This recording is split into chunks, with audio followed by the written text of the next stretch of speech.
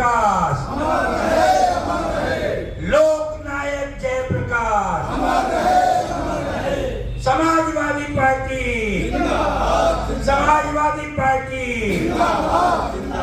Samajwadi party. Jayaprakash Narayan जैसे लोग सैकड़ों वर्ष पैदा हुए, इतना महान व्यक्तित्व, विलक्षण प्रतिभा,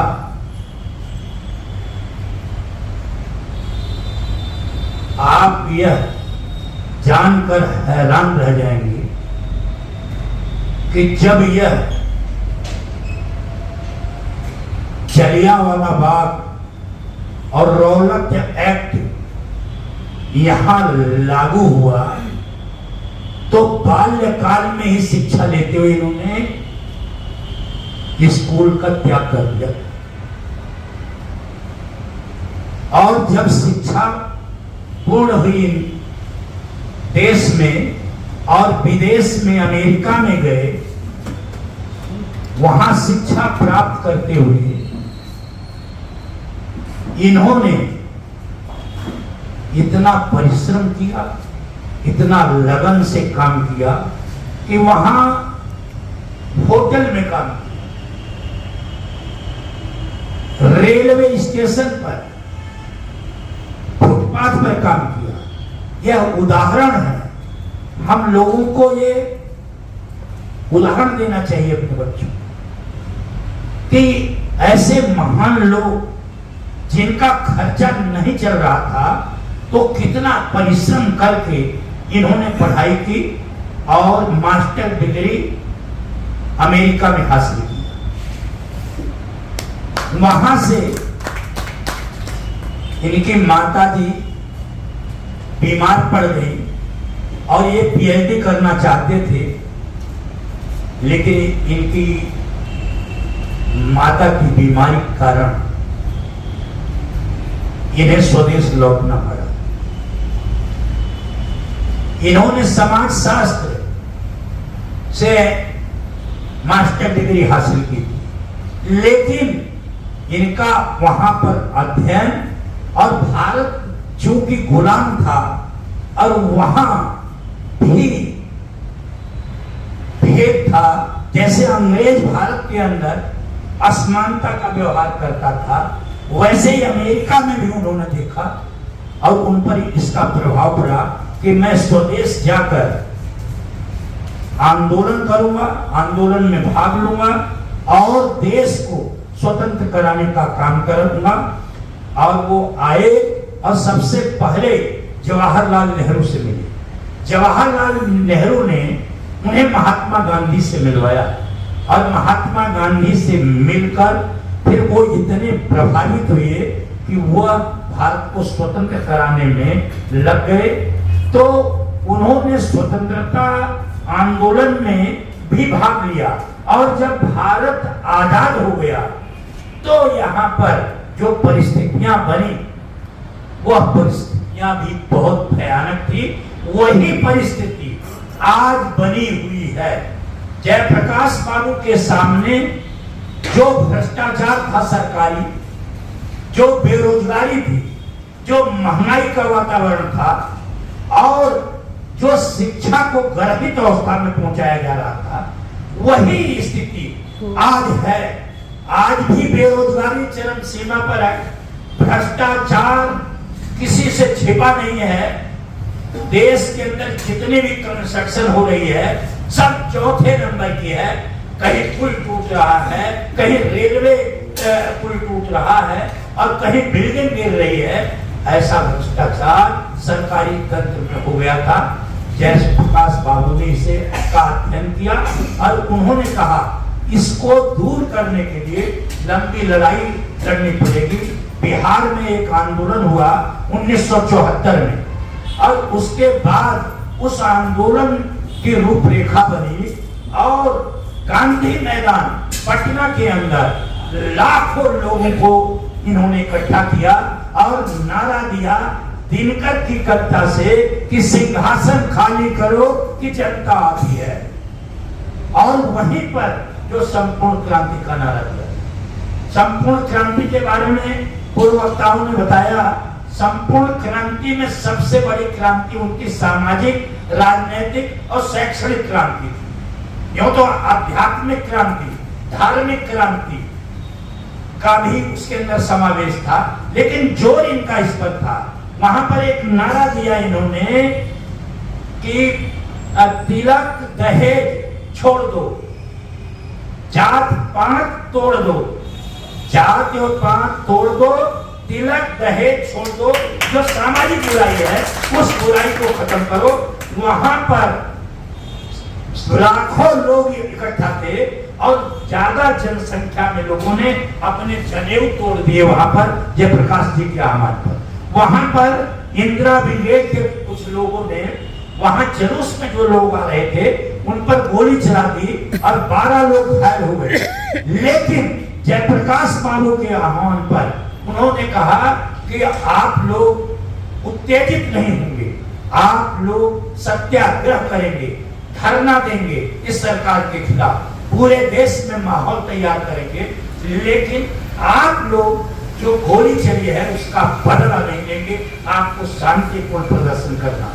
और उसी बीच में इंदिरा गांधी जो अलोकतांत्रिक काम किया था कि लोक बंधु राजनारायण का जो केस था इलाहाबाद में, इंदिरा गांधी हार गई थी, उन्होंने भ्रष्टाचार करके लोकसभा का चुनाव जीता था और जगमोहन लाल सिन्हा ने उनके चुनाव को रद्द कर दिया था।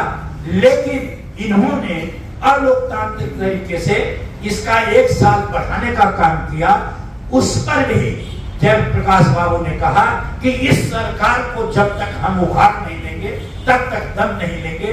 उन्होंने सारे विपक्ष को इकट्ठा किया जैसा आप लोगों को बताया, लेकिन उनका उद्देश्य था कि इस देश के अंदर भ्रष्टाचार जब तक रहेगा, जब तक अशिक्षा रहेगी, जब तक कुपोषण रहेगा, जब तक पाखंड रहेगा, जब तक लोग रूढ़िवाद में फंसे रहेंगे, तब तक इस देश का कल्याण नहीं होगा।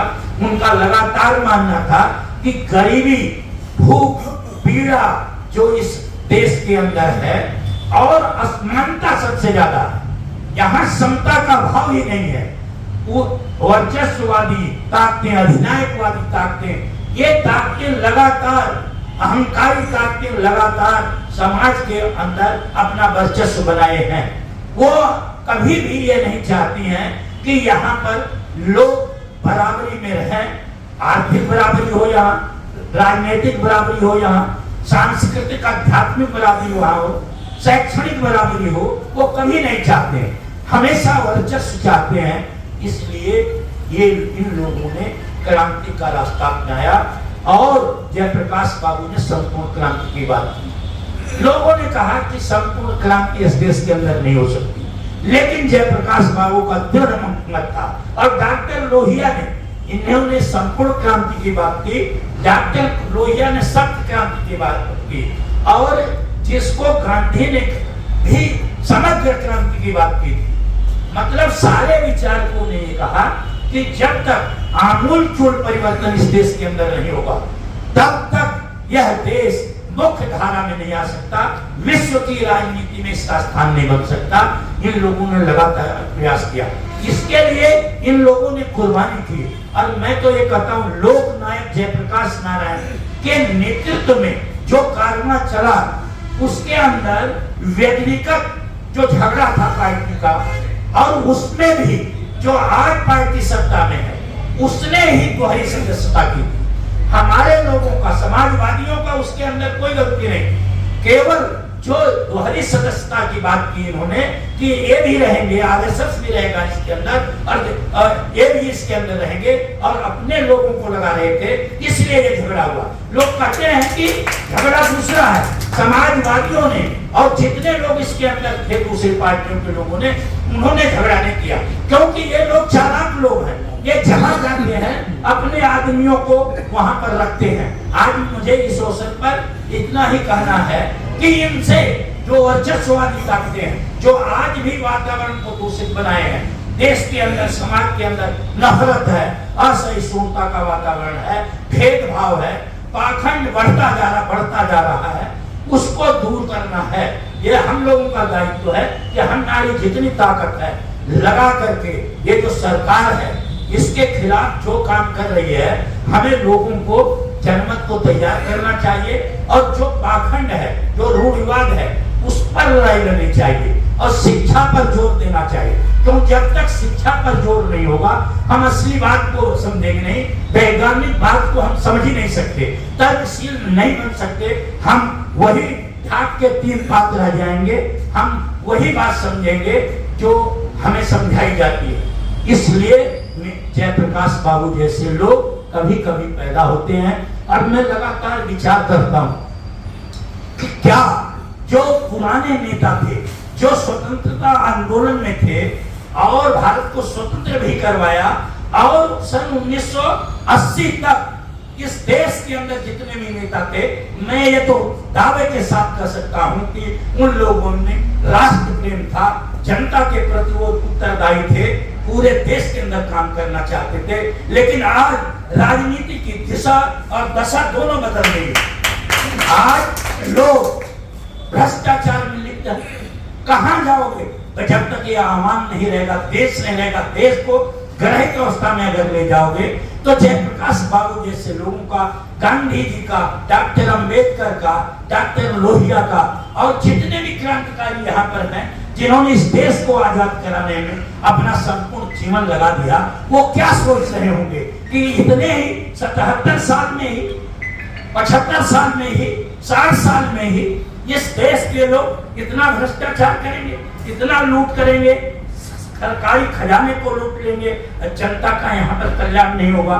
मैं लगातार इस बात को सोचता हूँ, वो क्या सोच रहे होंगे हमारे बारे में। तो हम लोगों को ध्यान रखना है कि हमें जो भ्रष्टाचारी लोग हैं, जो खराब लोग हैं, जिन लोगों ने हमें गलत रास्ता बताया, जो पाखंड में फंसे हैं, रूढ़िवादी हैं, उनका विरोध करना है और अच्छे लोगों का समर्थन करना है। यही जयप्रकाश बाबू के प्रति सच्ची श्रद्धांजलि होगी, लोकनायक के प्रति सच्ची श्रद्धांजलि होगी।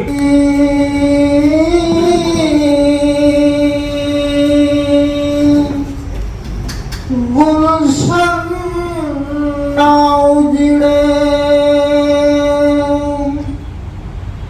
अब कोई, गुलशन न उजड़े अब वतन आजाद है। अब कोई गुलशन न उजड़े अब वतन आजाद है। अब कोई गुलशन न उजड़े अब वतन आजाद है।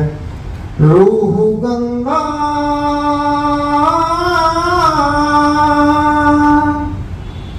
रूह गंगा की हिमालय का बदन आजाद है। रूह गंगा के हिमालय का बदन आजाद है। रूह गंगा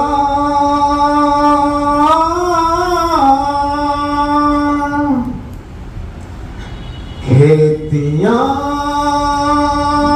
सोना उगाए,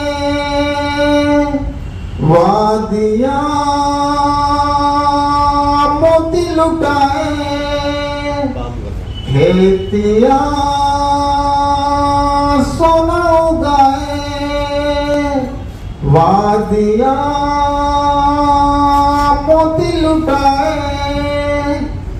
आज गौतम की जमी तुलसी का वन आजाद है। आज गौतम की जमी तुलसी का वन आजाद है। अब कोई गुलशन न उजड़े अब वतन आजाद है। अब कोई गुलशन न उजड़े अब वतन आजाद है। ओ हो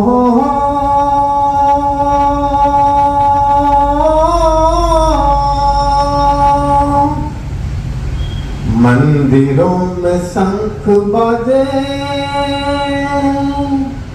मंदिरों में शंख बाजे, मस्जिद में हो अजान। मंदिर में शंख बाजे, मस्जिदों में हो अजान, शेख का धर्म और जीने बरे मन का आजाद।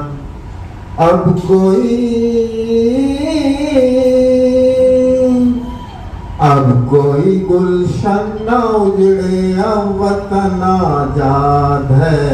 अब कोई गुलशन न उजड़े, अब वतन आजाद है। लूट कैसी भी हो अब इस देश में रहने न पाए। आज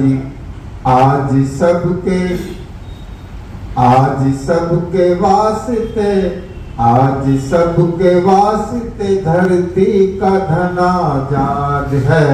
अब कोई गुलशन न उजड़े, अब वतन आजाद है। अब कोई गुलशन न उजड़े, अब वतन आजाद है। धन्यवाद। लोकनायक जयप्रकाश अमर रहे, लोकनायक जयप्रकाश अमर रहे, संपूर्ण क्रांति अमर रहे, संपूर्ण क्रांति अमर रहे। भारत माता की, भारत माता की, भारत माता की। वंदे वंदे वंदे। इंकलाब जिंदाबाद, इंकलाब जिंदाबाद, इंकलाब जिंदाबाद। महात्मा गांधी अमर रहे, महात्मा गांधी अमर रहे, जयप्रकाश नारायण अमर रहे।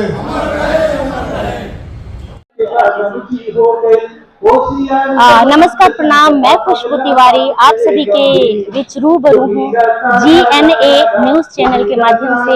आप सभी इसको देखिए, सुनिए, ढेर सारा प्यार दीजिए और चैनल को सब्सक्राइब करिए। बहुत बहुत धन्यवाद।